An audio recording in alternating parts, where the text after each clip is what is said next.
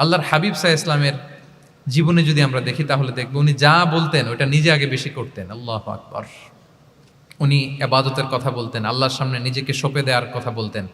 আর নিজেকে কিভাবে সঁপে দিতেন দেখেন, তিনি যখন দোয়া করতেন নিজেকে ছোট করতে করতে তিনি আল্লাহরে বলতেন, আল্লাহুম্মা ইন্নী আবদুক ওয়া ইবনু আবদিক ওয়া ইবনু আমাতিক নাসিয়াতি বিয়াদিক। হে আল্লাহ, আমি আপনার দাস। আল্লাহ, আমি দাসের ঘরের দাস, দাসীর ঘরের দাস। মানে আমার পিতা আব্দুল্লাহ আপনার দাস, আমার মা আমিনা আপনার দাসী। সো আমরা সবাই আপনার গোলামের ঘরের গোলাম। এর চেয়ে তুচ্ছ, ছোট, নগণ্য করে কি আর আল্লাহর সামনে নিজেকে পেশ করা যায় বলেন? এরপর তিনি বলতেন, নাসিয়াতি বিয়াদিক। আল্লাহ, আমার মাথার চুলের ঝুঁটি আপনার হাতের মুঠোয়। মাথার চুলের ঝুঁটি হাতের মুঠোয় মানে কি? আপনি ডানে টান দিলে আমি ডানে যেতে বাধ্য, আপনি বাঁয়ে টান দিলে মানে আমার আর কিছু নেই, আল্লাহ সব সঁপে দিলাম আপনার কাছে। কিভাবে নিজেকে তিনি সঁপে দিতেন?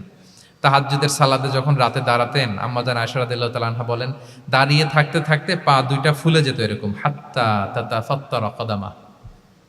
খুব কষ্ট হতো আল্লাহ রাসূল সাল্লাল্লাহু আলাইহি ওয়াসাল্লামের।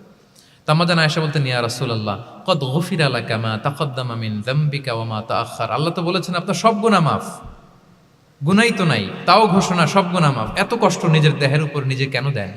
আল্লাহর হাবিব সাল্লাল্লাহু আলাইহি ওয়াসাল্লাম বলতেন, আফালা উহিব্বু আন আকুনা আবদান শাকুরা। হে আয়েশা, এটা ঠিক আল্লাহ আমাকে মর্যাদা দিয়েছেন, কিন্তু আমি কি শুকরগুজার বান্দা হতে চাইব না?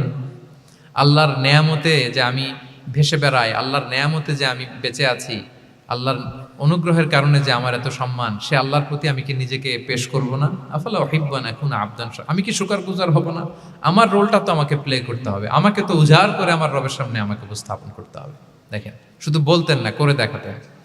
রাতের সালাতে যখন কিয়ামুল লাইল করতেন, কাঁদতে কাঁদতে দাড়ি ভিজে যেত, কাঁদতে কাঁদতে হাত্তা বাল্লাল আরদা হাত্তা বাল্লা লিহিয়াতাহু হাত্তা বাল্লা হাজারাহু, কাঁদতে কাঁদতে জুব্বা ভিজে যেত। সিজদায় পরে যখন থাকতেন, কাঁদতে কাঁদতে জমিন ভিজিয়ে ফেলতেন আল্লাহর হাবিব সাল্লাল্লাহু আলাইহি ওয়াসাল্লাম। এভাবে নিজেকে আল্লাহ তাআলার সামনে পেশ করতেন। সো আমরা যারা দাওয়া অঙ্গনে কাজ করি, এটা খুব পিচ্ছিল পথ, এটা খুবই পিচ্ছিল। আমাদের খেয়াল রাখতে হবে যে আমি যা বলি এটা আমি করি কিনা।